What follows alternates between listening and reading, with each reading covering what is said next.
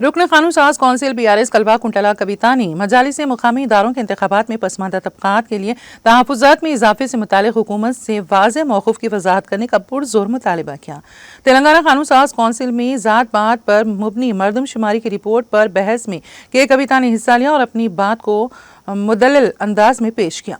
कविता ने कहा कि अवाम ये तवक्को कर रहे थे कि हुकूमत मरदमशुमारी के हवाले से आइंदा के लाहिया अमल का ऐलान करेगी, लेकिन 2 यौम कबल काबीनी सब कमेटी के सदरनशीन वो रियासती वजीर उत्तम कुमार रेड्डी ने जो बातें मीडिया से कही थी, उन्हीं बातों को महज एक ऐलान के तौर पर कौंसिल में पेश करना बेसूद है।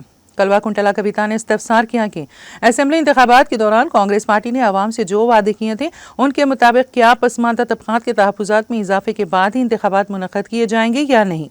इस पर हुकूमत को फिलफूर वजाहत करनी चाहिए। उन्होंने हुकूमत पर इल्ज़ाम आयद किया कि वो BC तबकात और मुस्लिम BC तबकात की आबादी को अलहदा पेश कर रही हैं।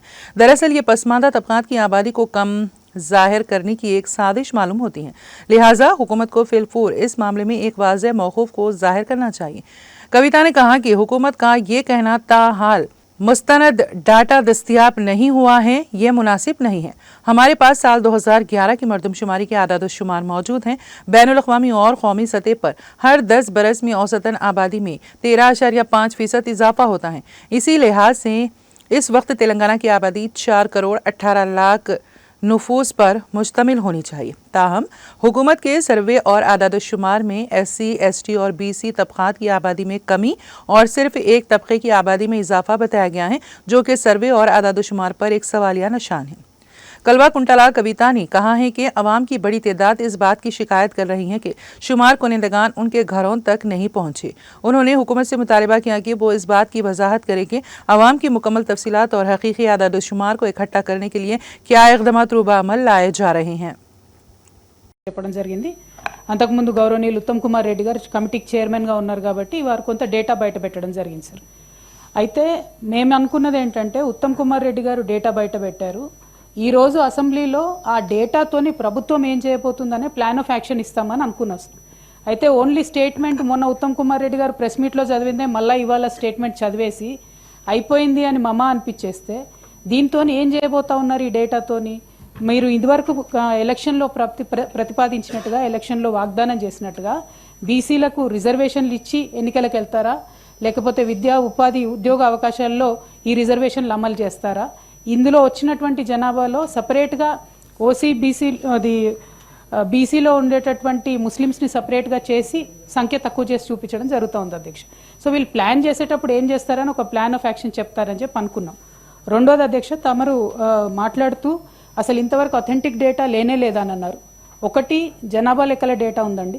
జనాభా లెక్కల డేటా 2011లో చేసిన దాని ప్రకారం తెలంగాణ జనాభా 3,50,00,000. ఎవ్రీ డికేడ్లో అంటే ప్రతి 10 సంవత్సరాలకు ఒకసారి అది ఇంటర్నేషనల్ వైజ్గా ఉండేటటువంటి ట్రెండ్, భారతదేశంలో ఉండేటటువంటి ట్రెండ్ను చూసి యావరేజ్ తీస్తే 13.5% పెరుగుతుంది సార్ ఎక్కడైనా కూడా జనాభా. ఆ లెక్కల్లో చూసుకుంటే ఈసారి 2024లో మన తెలంగాణ రాష్ట్ర జనాభా 4,18,00,000 ఉండాలి. అందులో పర్టికులర్గా అంతకుముందు ఉండేటటువంటి SC, ST జనాభా కంపేర్ చేస్తే సార్ ఇప్పుడు వీళ్ళు రిపోర్ట్ చేసిన దాంట్లో ఎస్సీల జనాభా -1.75% అవుతుంది సార్. అట్లానే ఎస్టీల జనాభా తగ్గుదల, ప్రతి ఒక్కరి జనాభా తగ్గుతుంది సార్. కేవలం ఓసీల జనాభా మాత్రం 5% పెరిగినట్టుగా చూపించినారు సార్. సో అన్నీ కూడా అందరి కూడా జనాభా తగ్గి ఒకటే సెక్షన్ ఎట్లా పెరుగుతుంది అనేటటువంటి అనుమానం ప్రతి ఒక్కరికి ఉంది.